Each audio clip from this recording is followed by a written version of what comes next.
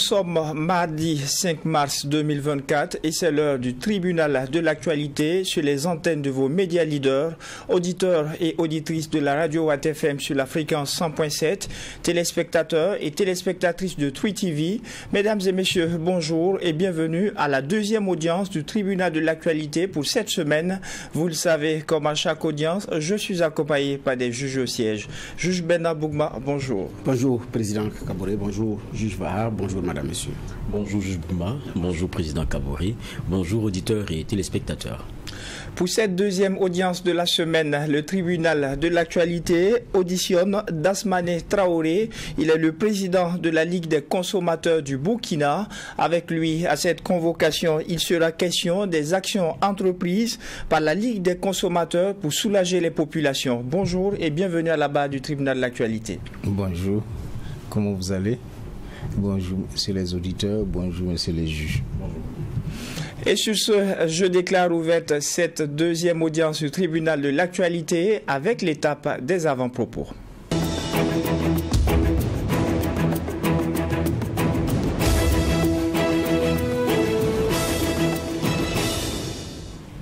Juge Benna Bougma, qu'est-ce qui retient votre attention pour cette audience du tribunal de l'actualité? Merci, Président. Ce qui retient notre attention, c'est les États-Unis d'Amérique, où la course à la présidence en train de faire rage, entre également les démêlés, pour ne pas dire les déboires judiciaires de l'ancien président Donald Trump, qui également fera dur pour pouvoir se maintenir dans la course, face également à un Joe Biden qui est au pouvoir. Mais bon, donc il y a cette course folle-là qui est entamée. Il y a les primaires qui sont entamées, mais en même temps, il y a les déboires judiciaires. Et hier, Donald Trump a encore engrangé une victoire d'étape parce que la Cour suprême a refusé d'invalider effectivement ce qui avait été déjà donné dans le Colorado. Donc, ça lui ouvre encore la voie vers la course pour la présidentielle. C'est quelqu'un qui est favori dans les sondages, mais les États-Unis d'Amérique étant ce qu'ils sont, Trump peut revenir au pouvoir. Ça, et les sondages d'ailleurs lui donnent vainqueur à l'issue de la présidentielle à venir face à Joe Biden. Mais maintenant, rien n'a encore joué parce que nous sommes en politique et nous sommes en campagne. Mais quoi qu'il en soit, c'est quelqu'un qui tient à sa revanche, parce que ça va sonner comme une revanche pour lui, qui est, comme on appelle ça, qui traîne également pour certains des casseroles, pour d'autres c'est seulement des manœuvres pour empêcher quelqu'un de revenir au pouvoir, de se faire réélire, parce qu'il y a une situation, un contexte international également qui est là. Il y a la guerre en Ukraine et c'est sûr que Trump n'est pas favorable à cette guerre. Aujourd'hui, l'administration Biden a des difficultés financières compte tenu également de l'implication des États-Unis en Ukraine où de l'argent effectivement a été injecté et aujourd'hui le Sénat et autres bloquent effectivement les questions budgétaires. Donc il y a une difficulté économique également, surtout pour les fonctionnaires de l'administration, compte tenu également de ces réalités-là. Donc c'est une Europe également qui regarde, ce sont des partisans de la guerre en Ukraine contre la Russie qui regardent, mais ça craint parce qu'on sait que quand Trump était président, au niveau de l'OTAN, il avait également refusé, il avait dit qu'il allait arrêter les financements américains parce que l'Amérique ne peut pas supporter à elle seule l'OTAN. Donc, est-ce que s'il revient, ça va d'ailleurs continuer? C'est la question qu'on se pose. Donc, il y a des enjeux. Au-delà de cette bataille judiciaire, au-delà de la présidentielle, il y a toute autre bataille également qui se joue parce qu'il y a aussi les intérêts au plan international qui se jouent à travers cette situation. Donc, on attend d'observer pour voir comment est-ce que tout ça, là, ça va se passer. Mais pour le moment encore, il a engrangé une victoire d'étape qui lui permet de dire c'est de la machination pour me barrer la route. Sinon, en réalité, il n'y a rien à cirer. Donc, on continue d'observer. C'est ce que j'avais comme avant-propos. Juge Géofava, qu'est-ce qui retient votre attention pour la présente convocation? Oui, merci Président. Ce qui retient mon attention, c'est le Tchad, avec l'officialisation de la candidature de l'actuel président, Idriss Déby fils. Donc quand on regarde, Mahamat Déby, donc le fils d'Idriss Déby, et son parti, le MPS, avec 200 autres partis, l'ont consacré candidat pour les prochaines présidentielles. Et les présidentielles, si ma mémoire est bonne, c'est pour le mois de mai 2024. Et cela intervient dans un contexte, celui que l'on sait, il y a seulement quelques jours, il y a quand même, dit-on, une voix et un visage de l'opposition qui est tombé lors d'un assaut l'assaut au siège de son parti. Et cela, ça fait quand même un peu mal. Et de voir comment dans un Tchad, on peut... Et on a vu les images, notamment de l'opposant qui est tombé. Vous voyez l'impact à la tête. Vous avez l'impression qu'il y a comme... il a comme reçu comment dire cela, il a comme reçu un coup à bout portant, presque. Et vous voyez le siège, les impacts de balles qu'il y a.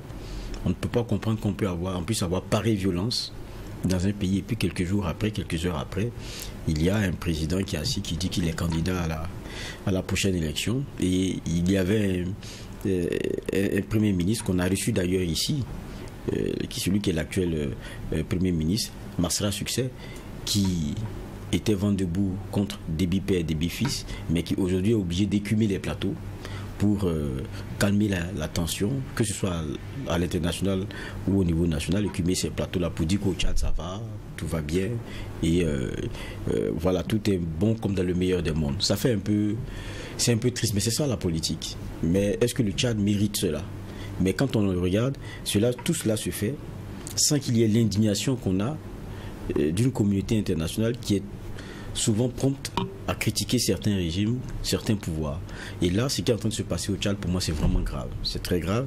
Il y a quelqu'un qui est venu au pouvoir dans des conditions que l'on sait, qui sont hors de ce que prévoit la constitution tchadienne, qui s'est maintenu et maintenant qui est candidat.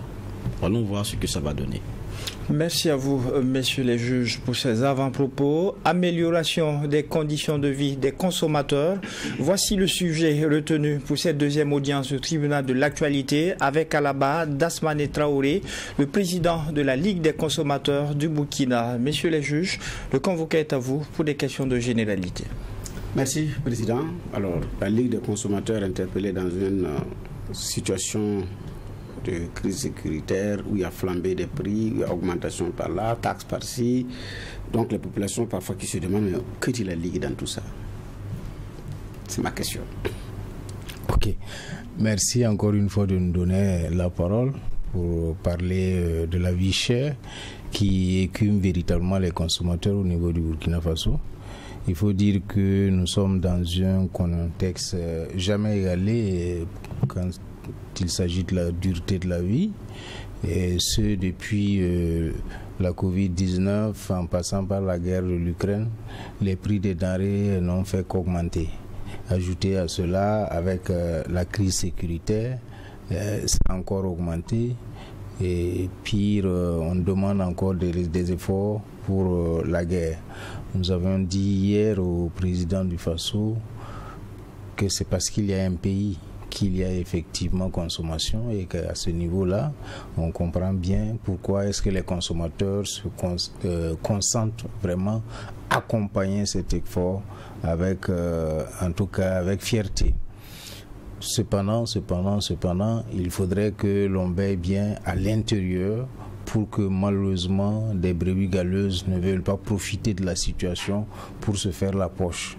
C'est le cas par exemple que nous donnons comme exemple, à savoir des gens qui veulent écouler du riz avarié, mais ils vont chercher des emballages de riz prisé comme le riz local et puis ils les conditionnent pour les sortir par la suite.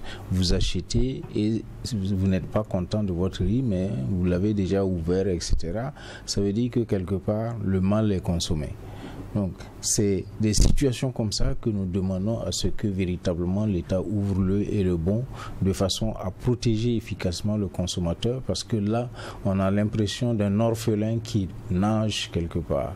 Donc, c'est vrai, on a consenti des efforts, mais de l'autre côté, il faut que l'on protège le consommateur, parce que c'est pas seulement sur le plan alimentaire, mais il y a aussi les services qui jouent.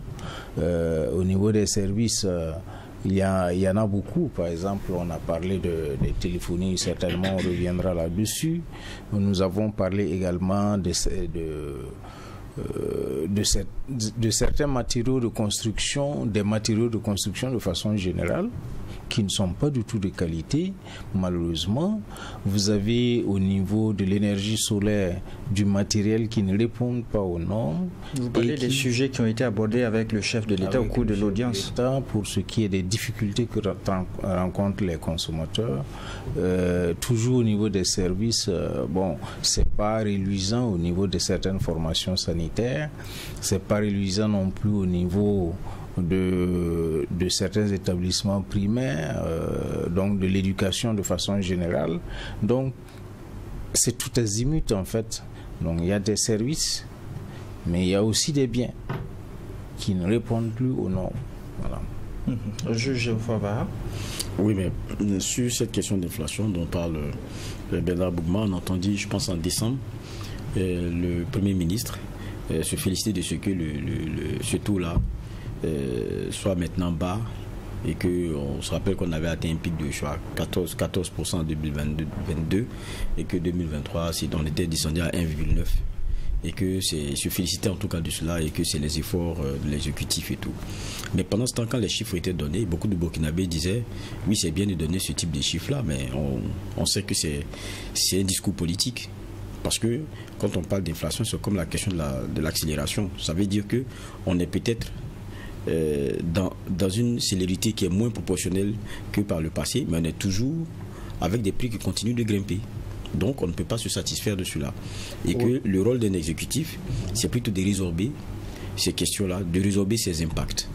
Mais la Ligue des consommateurs ne l'a pas entendu. C'est-à-dire au moment où il y avait la communication politique qui était en train d'être faite sur un ressenti des populations, on n'a pas entendu la Ligue des consommateurs dire et rectifier le tir pour dire bon, c'est vrai de dire ça, c'est bon, c'est bon marketing, mais la réalité des populations, c'est que nous on a des émissions à expression directe. Tout le monde appelle tout le temps pour dire le prix des temps a grimpé, le prix des temps a grimpé.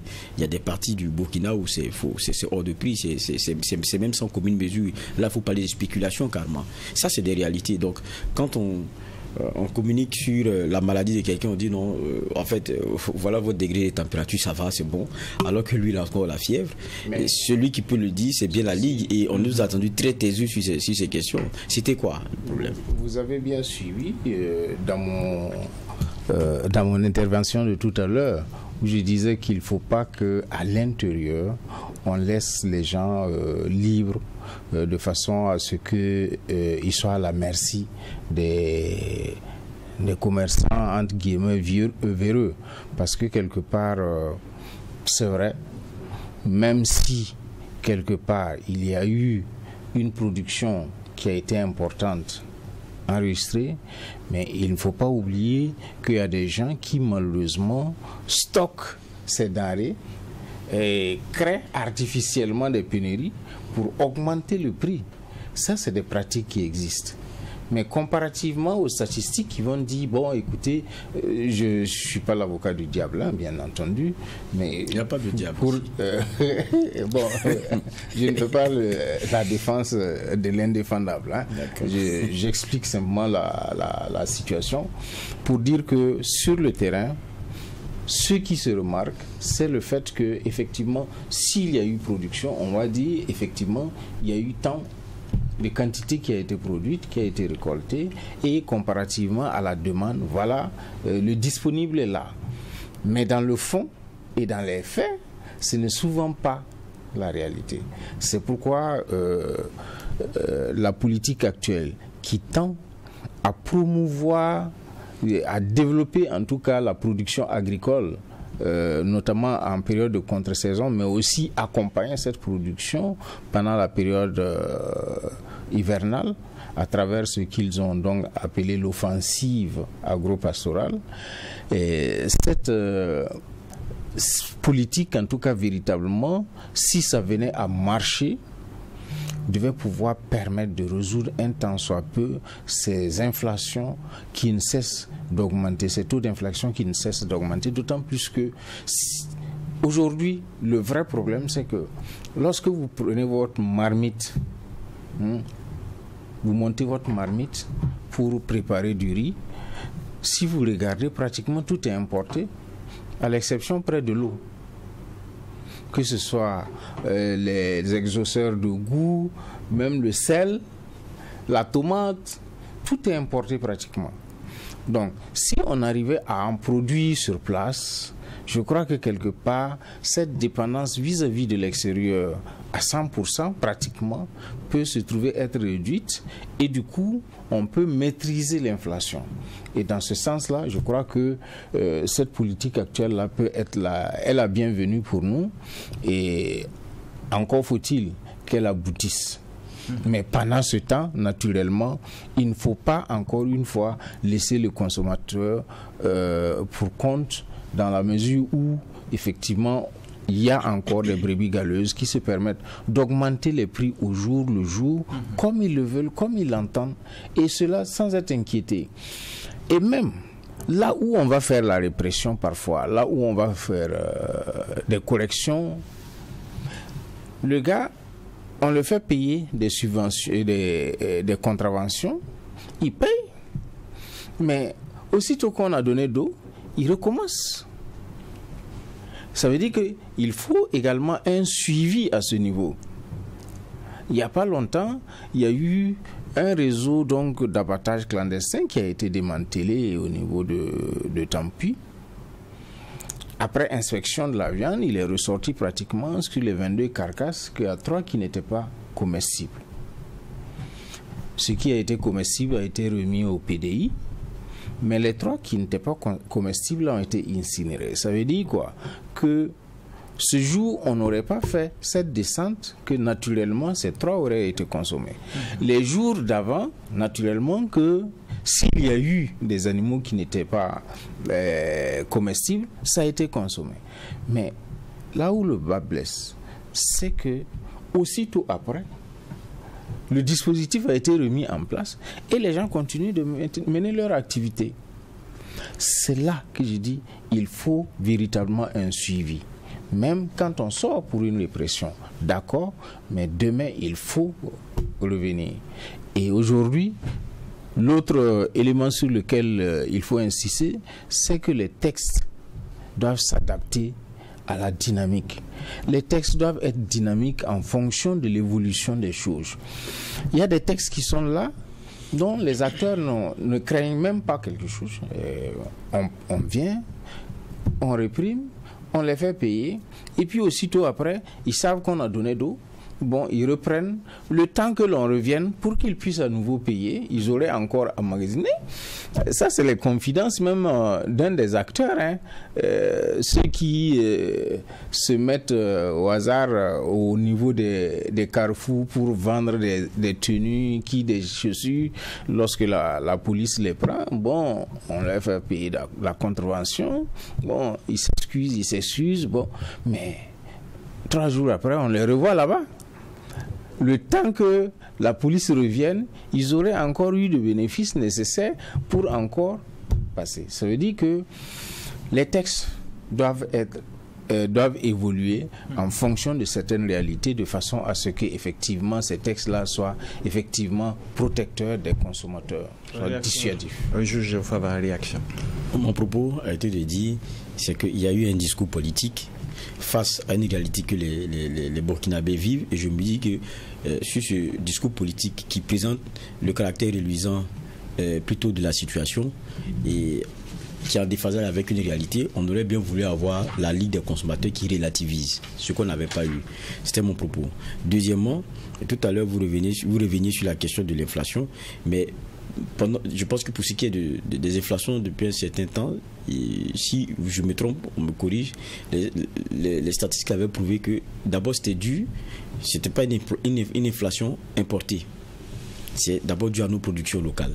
C'est bon que vous parliez de spéculation, mais la spéculation ramène à l'obligation de régulation aussi qui est du devoir de l'État. On a vu dans certains pays, je ne veux pas citer, lorsqu'on sait qu'il y a une spéculation sur des denrées qui sont de consommation large, on fixe un prix. C'est l'obligation à ce qu'on ne fasse pas la spéculation. C'est-à-dire, vous ne voulez pas, vous serez obligé de vendre à un certain prix. Donc, vous êtes obligé de faire du déstockage.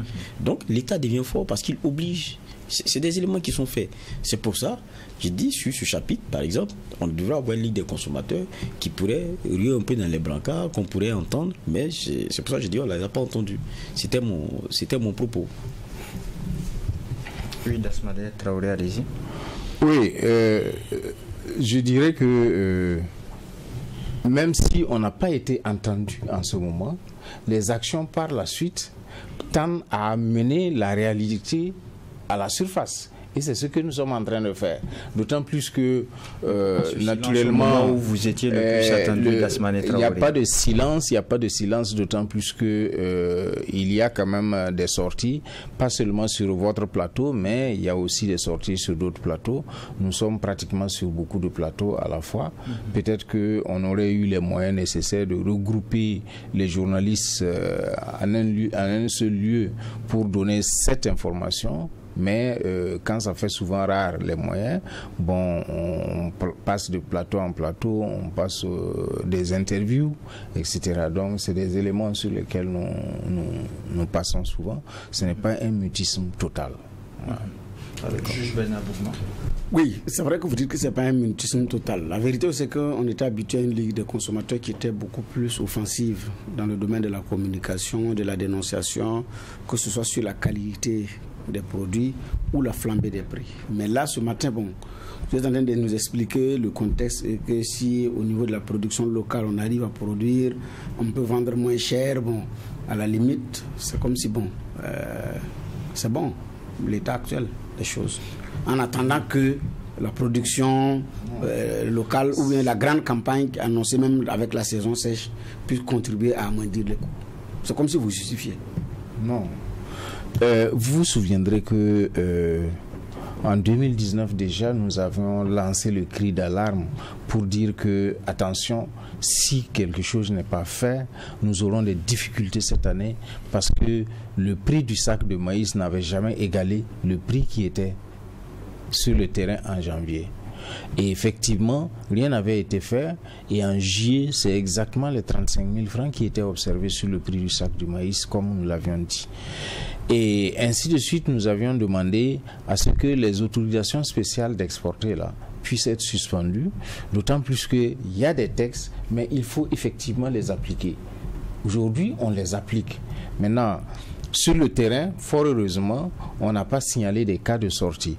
Autant dire que tous ceux-là qui font des stocks, si pendant qu'on fait les stocks, on avait d'ailleurs lancé cette opération qui avait consisté à faire une importation massive de céréales de façon à inhiber tout simplement tous ceux qui font les stocks, puisque une année durant, ils ne pourraient pas vendre, 2 ans pratiquement, ils ne pourraient pas vendre, et l'utilité de faire des stocks ne se serait plus posée et du coup on aurait résolu un problème.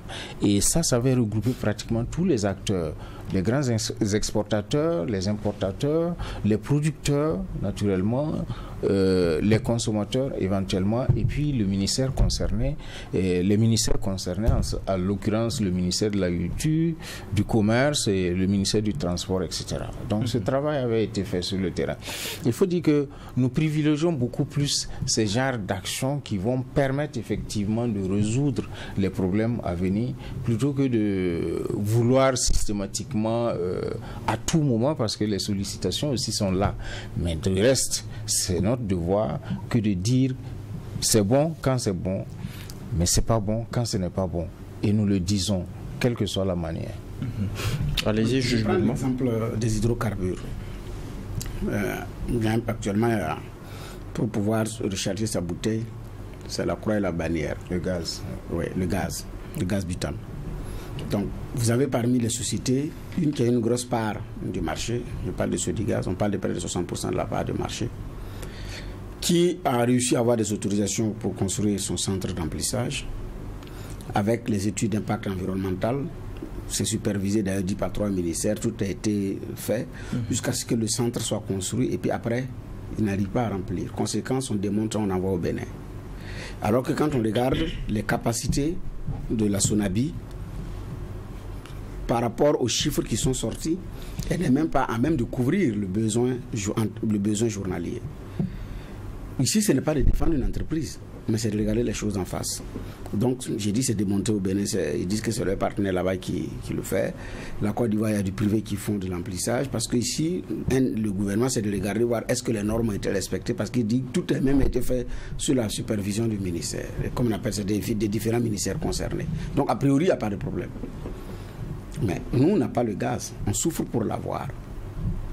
Je m'attendais également à ce que la Ligue puisse dire qu'est-ce qui ne va pas. S'il y a un privé qui peut permettre et qui remplit les conditions, du reste, toutes les autorisations ont été données, qui permettent qu'on puisse avoir un autre centre d'emplissage pour soulager les populations, c'est la bienvenue. Je m'attends sincèrement en tant que citoyen à un plaidoyer d'une organisation qui défend ou qui prétend défendre mes intérêts.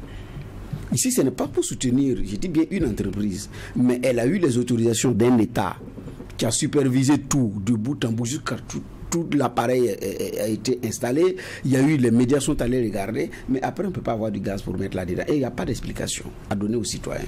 C'est sur ces questions-là, par exemple, on attend aussi la Ligue, de façon... Parce que vous siégez dans le conseil d'administration, par exemple, de la SONAVI. La Ligue ne siège pas. Non. Pourtant, il y avait un de vos représentants un jour ici qui a dit que vous siégez dans le conseil d'administration. Quand il y a eu l'augmentation du carburant, je me rappelle que M. Ouedraogo qui est arrivé ici un jour a dit que vous faites partie du conseil d'administration. Non, du comité national, le comité national de détermination des prix des hydrocarbures. C'est là-bas où vous siégez. Là-bas, nous sommes observateurs. Okay. Mais pas dans le conseil d'administration de la SONAVI. Dans le conseil d'administration de la SONAVI. Autant pour moi. Mais qu'est-ce qui se passe? Par exemple, sur le gaz. Alors, sur le gaz, les citoyens se sont plaints. Les citoyens se sont plaints, nous sommes intéressés à la question. Dans un premier temps, nous avons approché les autorités et cette approche-là a accouché d'une rencontre entre la SONAVI, le ministère du Commerce, les distributeurs, la Ligue des consommateurs. Voilà une réunion qui s'est élargie à pratiquement tous les acteurs. Il y avait la douane également. Et ce jour-là, nous avons mis en place un comité chargé de réfléchir et de faire des propositions allant dans le sens de la satisfaction des consommateurs. Ce comité a été mis en place. Il s'est retrouvé d'ailleurs à Bobo pour travailler et il est ressorti de ce comité-là un certain nombre d'actions. Entre autres, il y a eu une autre chaîne qui a été construite au niveau de la SONAVI pour augmenter le disponible. Il y a au niveau donc du terrain, parce que c'est là que le problème se pose pour ce qui est du gaz. Aujourd'hui, les maraîchers utilisent le gaz, les orpailleurs utilisent le gaz, les industries, les restaurateurs, pratiquement tout le monde utilise le gaz qui a été subventionné, fort heureusement, pour les ménages. Donc, il faudrait donc que l'on trouve des types, j'oubliais donc les taxieurs, il faut trouver donc des types de conditionnement appropriés pour que les autres puissent les utiliser. Et ce conditionnement-là ne doit pas être pris en charge comme subvention de la part de l'État. Donc, nous sommes sur cette lancée, mais ce qu'il faut reconnaître, c'est qu'aujourd'hui, ce qui a été ressenti sur le terrain, c'est qu'il y a des plus malins qui se permettaient de retenir une certaine quantité et quitte à les sortir en petite quantité. Donc, on crée la pénurie artificielle, encore une fois, et par la suite, on sort le produit moyennant une certaine majoration qui vient s'ajouter aux bénéfices que l'on devait par rapport à la normale. Donc, ça constitue un sérieux problème. Et je crois que les distributeurs ont pris note. Ils ont décidé d'identifier tous les vendeurs pour dire vendeurs agréés, de façon à ce qu'on sache que officiellement ce dernier-là bénéficie, travaille du moins avec un distributeur, ce n'est pas un clandestin. D'accord. Et parlant des clandestins, dans la logique sur les papiers, il est dit que les quincailleries n'ont pas le droit de vendre du gaz. Malheureusement, c'est ça qui est là. Et il y a des gens qui vivent de ça depuis 20 ans. Il faut arriver à trouver en tout cas une parade de façon à ce que ces gens, parce que même si vous allez faire la répression aujourd'hui comme ils l'ont fait, ramasser les bouteilles, ils trouveront encore une fois le moyen de disposer du gaz pour être plus proche du client. Et c'est cette anarchie-là qui ne va pas nous permettre de nous en sortir. Oui, non, je suis d'accord avec votre argumentaire, mais là où je ne le partage pas totalement, ce n'est pas qu'il y a des utilisateurs parallèles de gaz subventionnés, taxis, ceux qui utilisent dans la maraîchiculture. Ce n'est pas cette explication. Le besoin à Ouagadougou est à plus de 800 000. Le besoin, pardon, journalier. Pas Ouagadougou, le besoin. 000 bouteilles. Oui, 800 000 bouteilles. Les capacités de la Sonabi sont à 700 et quelques mille. Mais on n'a même pas ça par jour. Est-ce que vous voyez? Donc ici, le problème, ce n'est pas les utilisateurs parallèles. Parce que ce qu'on doit même sortir là, on n'a même pas la capacité de sortir pour que ça suffise. Si on arrivait à sortir, j'arrive, selon les chiffres, si on arrivait à sortir pour que ça puisse couvrir les besoins et que maintenant il y a pénurie provoquée, là même on peut comprendre. On n'arrive même pas à couvrir ça. Pendant ce temps, il y a quelqu'un qui peut aider à faire. Moi, ma question concerne ça. Ma question ne concerne pas les explications des utilisateurs parallèles. Moi, je sais qu'il y a des utilisateurs parallèles. L'explication que je n'ai pas donnée, c'est le fait qu'il y a l'installation d'autres chaînes pour augmenter justement la capacité. Et je crois que c'est passé en conseil de ministres pour l'installation au niveau de Kaya, qui doit être une réalité très très bientôt, parce que les choses sont déjà bien prêtes. Mais en attendant, on aurait pu éviter pareille situation avec l'exemple qui a été pris par le juge Bernard Bougma. Depuis 2015, si le centre d'emplissage depuis 2015 était effectif, on n'en serait pas là. Qu'est-ce qui a été fait à l'époque par la Ligue des consommateurs sur ce dossier qui aurait pu permettre de soulager un tant soit peu les consommateurs? Il faut dire que ça a été déplorable pour la Ligue, et là on l'avait signalé, on l'avait signifié au niveau de la Sonabi, tout comme au niveau de certains organes. C'est désolant, d'autant plus que sur la base d'une politique qui tend à satisfaire une demande, on n'est pas arrivé à étaler, sinon à asseoir cette politique jusqu'au bout. Naturellement, c'est un regret pour le consommateur. Et c'est en lien avec cela, d'ailleurs, que la Sonabi a pris les dispositions pour asseoir la deuxième chaîne, qui a commencé à être fonctionnelle depuis un moment. Oui. Il y a une deuxième chaîne qui est là. Je crois qu'il y a même eu une sortie avec la presse pour voir la deuxième chaîne. Mais ma question reste toujours posée. En tant que défenseur des droits des citoyens, les chiffres dont vous avancez, je ne les ai pas. Je sais qu'ils sortent des chiffres. Les chiffres dont j'avais, en tout cas, sont dépassés. Bon, en venant, je ne les ai pas amenés. Non, je ne parle pas des chiffres. Ma question reste posée. Ma question était en lien avec un privé qui est venu soulager avec un centre d'emplissage depuis 2015 et qu'on n'a pas permis de faire et qui a créé une pénurie. Qu'est-ce qu'une association qui défend les droits des citoyens, des consommateurs, a pu poser pour savoir qu'est-ce qui se passe? Parce que si on avait permis, j'ai dit on n'en serait pas là. L'exemple est clair. Ils ont démonté, ils sont allés installer ça au Bénin et ça marche là-bas. Ça marche. Et nous, on a des problèmes ici. Et moi, ce n'est pas l'explication que la Ligue a de ce que la Sonabi a comme projet. La Sonabi a toujours communiqué sur les marchés qui ont été attribués pour qu'il y ait à Fada, à Koupela et à Kaya, si je ne me trompe. C'est à Kaya. À Kaya, lors du conseil des ministres. On a tous vu. Oui. Les délais, ils ont même donné un délai d'exécution de 4 mois. Donc on se dit, dans 4 mois, on va être soulagé. Alors qu'on pouvait anticiper, mais on ne l'a pas fait. Qu'est-ce que la Ligue avait dit en son temps? Parce que pour moi, c'est une question. Parce que les signaux d'alerte ont été déjà donnés depuis cette période-là. Puisque chaque jour, le nombre de consommateurs s'accroît. Le charbon est devenu cher. Donc les gens sont en train de rentrer dans le gaz butane.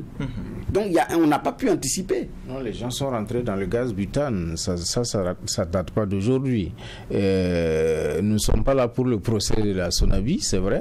Mais moi, je pose la question de votre part de responsabilité. Notre part de responsabilité en son temps était de dénoncer la situation. Et ça a été fait. Même si ça n'a pas été fait au niveau de votre organe, ça a été fait. Mais je crois que ce que l'on va faire, on va trouver les moyens nécessaires pour que dorénavant, lorsqu'on va communiquer, que le maximum en tout cas d'organes de presse puissent être conviés de façon à ce que la trace reste à leur niveau. Non, nous ne demandons même pas par exemple que notre média soit associé, parce qu'en 2015 ce média n'existait même pas d'abord. Donc, c'est-à-dire, je voulais savoir ce qui a été fait. Que ce soit dans un seul média. C'est pas un problème. C'est ce que je voulais donner comme information. Peu importe le nombre de médias qui a été la dénonciation a été faite du fait que, effectivement, ça va priver le consommateur d'une certaine quantité, en tout cas, de gaz. Et ce projet a été fait sur la base, en tout cas, de réflexion, sur la base d'un manque. Donc, le projet venait comme une solution à une situation. Naturellement que si ça ne marche pas, ça cause problème. Et c'est bien ce qui a été dénoncé. Dasmane Traoré, nous allons évoluer dans les échanges. Vous avez été reçu hier lundi par le chef de l'État. Vous avez fait un peu le point des différentes thématiques qui ont été évoquées à cette audience. Il est revenu cette question de la téléphonie mobile. Vous avez plaidé pour la mise en place d'un 4e opérateur. On connaît les difficultés, les souffrances des populations par rapport aux opérateurs de téléphonie. En quoi est-ce que l'arrivée d'un 4e opérateur viendra soulager les populations quand on sait que sur 3 opérateurs, vous n'avez pas pu défendre ces populations-là? Ok, très bien. Je crois que ça aurait été intéressant si on avait un plateau un jour avec un des opérateurs ou bien les opérateurs ensemble. Merci déjà pour l'idée. Nous serions partants. Voilà, pour des échanges avec les opérateurs sur un plateau. Mais toujours est-il que c'est des gens que nous avons pu approcher à travers l'autorité de régulation, l'ARCEP en l'occurrence, et là nous avions posé les problèmes qui sont ceux des consommateurs. Et nous avons demandé qu'il y ait solution. Entre autres problèmes, naturellement, il y a la connexion, la cherté, le coût, j'allais dire, les messages intempestifs, des messages qu'on vous envoie à tout moment, de la musique qu'on vous impose parfois. Bon, c'est des désagréments que les consommateurs consomment et que nous avons demandé, en tout cas, de trouver solution. Et depuis 2019, nous nous sommes rencontrés à Boubou, 2019 ou 20. Bref, nous nous sommes rencontrés 3 fois depuis 2019 que moi je suis président de la Ligue. On s'est rencontrés 3 fois sous l'égide naturellement de l'ARCEP. Et au jour où je vous parle, nos préoccupations ne sont pas prises en compte. Ça veut dire que le chien aboie, la caravane passe. Et puis, en 2020 ou 21, c'est 21, oui, en novembre, l'Internet avait été coupé, nous nous sommes saisis de la question pour les approcher. Le minimum serait quand même qu'on donne l'information aux consommateurs. Ça, c'est un manque quand même de respect à l'endroit de ceux sans lesquels vous n'existez pas. Et on s'était retrouvé au tribunal pour la question et nous avons dû être déboutés donc, de notre plainte. Alors, l'année dernière, vous vous souviendrez, en juin passé, l'ARCEP a sorti un arrêté qui interdisait certains messages et qui, naturellement, demandait à ce que les bonus ne soient plus interrompus. Si vous les interrompez, aussitôt après recharge, que les bonus reviennent à l'État, etc. Et on avait donné 3 mois, donc 90 jours pour l'exécution de la mesure. Bon, ils ont jugé bon d'aller à l'encontre de ce texte. C'est ça ce qui les a amenés donc à aller en justice, où nous sommes également avec notre conseil, et le juge a référé le jugement pour une date ultérieure. Donc pour l'instant nous attendons, comme c'est entre les mains de la justice, nous attendons. Pour dire que le minimum même qu'on leur demande, on nous attaque en justice, on attaque la décision en justice. Et là, on n'est qu'à 3 opérateurs. Et là, on est à 3 opérateurs. Mais les 3 opérateurs qui se sont entendus. Mais je me dis que, dans tous les cas, ce n'est pas ce qui se passe dans les autres pays pour les mêmes opérateurs. Et on pourrait se dire que la Ligue des consommateurs se sent impuissante face à ces 3 opérateurs et propose une alternative avec un 4e opérateur. Ce n'est pas de l'impuissance, parce que si vous avez en face de vous quelqu'un qui refuse d'appliquer la volonté générale, parce que nous sommes tout de même dans un état. La volonté générale, c'est laquelle? C'est celle dont les acteurs, sinon les consommateurs de façon générale, réclament. Et si ça ne peut pas être appliqué, bon, on est parti en justice, on attend la décision de la justice, mais en attendant, il y a une autre alternative qui est de demander un quatrième opérateur qui, on l'espère, ne va pas venir se mettre sous le joug de l'ensemble des autres, parce que lui, il est venu pour se faire de la promotion. Quelle a été la réponse que le chef de l'État vous a donnée par rapport à cette demande? Non, avant ça, rappelez-vous que pour ce qui est des transferts de monnaie, transferts d'argent, on était pratiquement à 10% pour le transfert. Vous envoyez 5 000 francs, on vous coupe 500 francs, c'était bien ça. Et lorsqu'il y a eu un opérateur qui s'est installé, qui est venu à 1%, ils sont tous venus à 1%. Pour dire quoi? Que ça pouvait se faire. Ça pouvait bien se faire. C'est la volonté qui a manqué. Ou alors, c'est le souci de se faire un maximum de profit sur le dos du consommateur qui prévaut. Donc, dans ces conditions-là, un quatrième opérateur permettrait naturellement de revoir certaines choses de façon à ce que le consommateur puisse effectivement rester à leur niveau ou ne pas le faire. Face à ce plaidoyer, quelle a été la réponse du chef de l'État? Le chef de l'État a été sensible à nos préoccupations, parce que ce n'est pas le seul plaidoyer que nous avons fait. Sur l'ensemble des plaidoyers, il a été sensible et il a dit que tout serait étudié. Voilà. La parole au juge Fava. Moi, quand j'écoute la Ligue, j'ai l'impression aussi que le diagnostic n'est pas forcément bon sur un certain nombre de sujets, et ce qui fait aussi que peut-être la revendication peut être... la motivation peut être bonne, mais les éléments qui sont donnés, quelquefois ça fait que pour moi on tape à côté. Je ne vais pas revenir sur ce que Bernard Bouma disait tout à l'heure, parce que ça a été abordé avec le chef de l'État, la question du gaz. L'argumentaire qui a été sorti là-bas, c'est la question de création de pénurie. C'est-à-dire qu'il y a comme une spéculation derrière. Mais alors que pour moi le problème n'est même pas la spéculation. Le problème, c'est la question de l'emplissage. Si on n'arrive pas à faire de l'emplissage à la hauteur des besoins, on ne crée même pas c'est-à-dire qu'il y a une pénurie de fait déjà. Et ça, c'est un problème déjà concret. Donc, lorsqu'on vient poser le problème de l'utilisation, on se trompe. Dans la chaîne, il y a un manquement. Est-ce qu'il ne faut pas crânement accepter d'externaliser une partie des missions qui sont celles de la SONABI? C'est la question qui se pose ici. Et pour moi, c'est elle la question de fond. Donc, en tant que consommateur, si on veut poser le problème, je pense qu'il faut aller et identifier les vraies causes. Sur la question que nous abordions tout à l'heure, c'est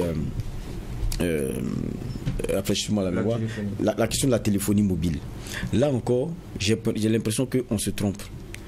On invoque un quatrième opérateur pour solutionner le problème. Mais ici, on est dans un genre de marché oligopolistique. Ils sont en train de nous créer un genre d'oligopole. Ce n'est pas un autre opérateur qui viendra casser. Parce qu'il viendra s'imbriquer et faire le même chiffre que les autres. Et puis, c'est les mêmes consommateurs-là qui vont payer les mêmes prix. On a comme l'impression qu'on est en face de personnes qui s'entendent. Comment dire ça? Regardez les offres. Regardez les campagnes. Regardez ce qui nous est proposé. Ça se ressemble. À quelques variations près, c'est dans les mêmes fourchettes de prix. C'est un genre d'oligopole. Donc, pour moi, c'est illusoire de penser qu'un quatrième viendra le casser. Au contraire, il vient, il se met dans le même confort, il continue de faire son chiffre. Quand on va sur la question des coûts, des bonus et autres... Je crois que c'est facile à dire. La question de coûts, c'est trop facile. Laissez le juge terminer. Vous allez avoir le temps de la contradiction. Okay. Et j'espère que j'aurai le temps aussi pour moi d'apporter la contradiction à vos contradictions. Oui. Quand on prend le cas des choses, comment on appelle ça? On prend le cas du coût de l'Internet, du coût des appels et autres. Moi, je suis désolé. Ceux qui ont eu le lead sur ce sujet-là ici, on connaît. Ça a commencé à se poser dans un pays voisin. Les influenceurs ici l'ont repris. Et c'est ça qui a fait monter la pression jusqu'à ce qu'on a vu les maisons de téléphonie mobile obligées de venir s'asseoir avec l'ARCEP qui était le régulateur pour discuter de la question. Donc pas la parce que sur les réseaux sociaux, les gens ont fait une forte pression. Je suis désolé, ce n'était pas le lead de la Ligue des consommateurs. Disons-nous la vérité. Ne trompons pas, l'histoire, elle est très récente. Donc là-dessus, j'ai dit souvent on a un problème, c'est que notre Ligue, quand elle vient, elle ne prend pas le problème du bon bout. Maintenant, apportez-moi votre contradiction et je pourrai revenir. Réaction d'Asmani Traoré. Très bien. Alors, un quatrième opérateur ne viendrait pas résoudre le problème. Peut-être. Mais si les autorités trouvent qu'un quatrième opérateur, au regard des propositions qui sont faites, ne peut pas résoudre un problème lié à une demande des consommateurs, pourquoi est-ce qu'on l'autoriserait? Ça ne veut pas dire qu'au jour où nous vous parlons, il n'y a pas, en tout cas, des opérateurs qui ont tapé à la porte. Vous avez formulé la demande hier face au chef de l'État en audience, donc en réalité, vous aviez l'information qu'un opérateur frappait à la porte? Non, non. Les opérateurs qui frappent à la porte, ça ne date pas d'aujourd'hui. Maintenant, quel est l'opérateur qui puisse effectivement apporter un soulagement, un tant soit peu, aux préoccupations des consommateurs, puisqu'en face, en tout cas, on n'est pas entendu par rapport donc aux difficultés que nous rencontrons au niveau des téléphonies mobiles. C'est quel soulagement vous voulez avec un quatrième opérateur que ce monsieur qui sont là ne peut pas donner? Je peux. Allez-y avant qu'il ne réponde. Je vais compléter à la question de juge Boukbassi, c'est la même lancée. Moi, tout à l'heure, notre convoqué a dit qu'il m'apportait une contradiction et que ce que je dis n'est pas vrai, que c'est trop facile. Moi, j'attendais un développement par rapport à ça. Comment est-ce que, vous savez, moi j'ai l'impression qu'on est dans un monde idyllique où on pense qu'en tant que consommateur, on va s'asseoir et c'est quelqu'un qui vient vendre, qui va faire la bagarre pour nous donner ça moins cher. Moi, je ne vois pas dans quel monde on est. Vous êtes, le caractère du marché, il est oligopolistique aujourd'hui. Il y a un État qui doit peut-être forcer les choses sur la question du prix, sur la question des coûts, forcer à ce qu'on ait un marché vraiment concurrentiel. On n'est pas dans un cadre de concurrence qui n'est pas fait ici. La preuve, je dis, quand vous regardez encore les campagnes qui nous sont offertes, quand vous regardez les prix qui nous sont donnés, c'est pratiquement les mêmes choses. Qu'est-ce que le caractère oligopole? C'est que quand on regarde, vous avez l'impression d'un genre d'entente. Mais parce que tout le monde se met dans un canevas qui lui permet de faire son chiffre. Maintenant, comment est-ce que vous pensez que dans ce cas de figure, c'est un quatrième qui va venir, qui vient chercher l'argent, hein? Quelqu'un qui vient chercher l'argent. Qui vient chercher, bien sûr. Qui va venir nous faire tout moins cher pour casser les prix. Lui, sa vocation, c'est venir nous faire ça moins cher. Moi, c'est pour ça que j'attendais un peu votre argumentaire. C'est trop facile. Ah, donc voilà pourquoi je dis, quand vous proposez ça, que non, c'est un quatrième opérateur qui va venir nous sauver. Voilà pourquoi je dis, j'ai l'impression que vous posez le problème un peu mal. Je sais que dans certains pays, il y a plus que 3 opérateurs, bien entendu, et naturellement, chacun évolue de son côté. Maintenant, lorsque les opérateurs effectivement s'entendent, ça devient pratiquement la même chose. C'est comme ce que l'on remarque aujourd'hui au niveau des vendeurs de cycles. On a l'impression que les gens s'entendent pratiquement, les prix sont pratiquement les mêmes sur tout. Alors que on aurait pu intervenir véritablement dans le secteur, que quelque part certains opérateurs se démarqueraient et puis proposeraient des prix assez particuliers qui pourraient être beaucoup plus attrayants. Bon, ça c'est un autre secteur, c'est un autre débat que nous sommes en train de mener avec des acteurs et on en reviendra. Mais toujours est-il que ce débat sur les téléphonies, bon, on me dira que ce n'est pas le cas, mais la première des choses, comme vous l'avez constaté d'ailleurs, lorsque nous nous sommes retrouvés ensemble, la première demande que nous opérons, nous demandons à ce qu'il y ait au moins un changement du cahier de charges. Le cahier de charges qui a été élaboré à un moment où véritablement ces acteurs en rentrant, personne ne pouvait s'imaginer, en tout cas ceux qui l'élaboraient ne pouvaient pas s'imaginer un tant soit peu qu'un jour viendrait où chaque Burkinabé disposerait du téléphone. Ça, on ne pouvait pas l'imaginer. Aujourd'hui, le secteur a été tellement dynamique que chaque Burkinabé pratiquement dispose. Vous allez sur le site, vous allez voir le nombre d'abonnés, mais ce nombre d'abonnés dépasse le nombre de Burkinabés. Alors, pour dire que chaque abonné a au moins est abonné à 2 ou bien même aux 3. Voilà. Donc, pour dire que tous ces éléments-là sont rentrés en ligne de compte. Il faudrait donc que l'on revoie le cahier de charges de façon à ce que l'on puisse prendre en compte tous ces aspects. Et même que aujourd'hui, on fait des achats en ligne. Ça veut dire que tous ces éléments ne pouvaient pas être vraiment maîtrisés au moment où on élaborait, il y a plus de 20 ans, ce cahier de charges. Donc, que on relise le cahier de charges, l'adapter à une certaine réalité. Et si on arrive à l'adapter effectivement à cette réalité-là, certainement que le consommateur pourrait tirer son épingle de jeu. C'est vrai, vous êtes en train de nous dire que ceux qui ont rédigé nos textes ont manqué de la vision. Parce que c'est un secteur qui est dynamique, qui va très vite. Et dès lors que n'ont pas manqué de la vision. Non, vous avez dépassé. Non, vous avez dit que c'est dépassé parce qu'il y a 20 ans, on ne s'imaginait pas qu'il y aurait avoir des transferts, c'est manqué de vision. Pour un secteur, nous sommes à moins de 5 minutes de temps d'antenne. Et puis, à un moment donné, quand le mobile banking a commencé et que les autres produits ont commencé à venir, ceux qui ont rédigé les tests auraient pu avoir la lucidité de se dire, naturellement peut-être avec vos conseils, votre appui pour dire, écoutez, le secteur est en train d'aller de l'avant. Regardons ailleurs, dans le domaine de la téléphonie, il y a déjà tel produit qui est en cours, ça va venir ici. Qu'est-ce qu'on fait par rapport au texte? C'est ça, j'ai dit, ils ont manqué de vision, de lucidité à un moment donné pour revoir ces textes-là. Mais le 4e opérateur va venir. Il va prendre son temps, installer ses pylônes, recruter, faire des investissements. Et maintenant, vendre moins cher et rentabiliser parce qu'il veut satisfaire la clientèle burkinabé. Non, il veut d'abord faire du chiffre. Et maintenant, il y a une loi de la concurrence qui est là.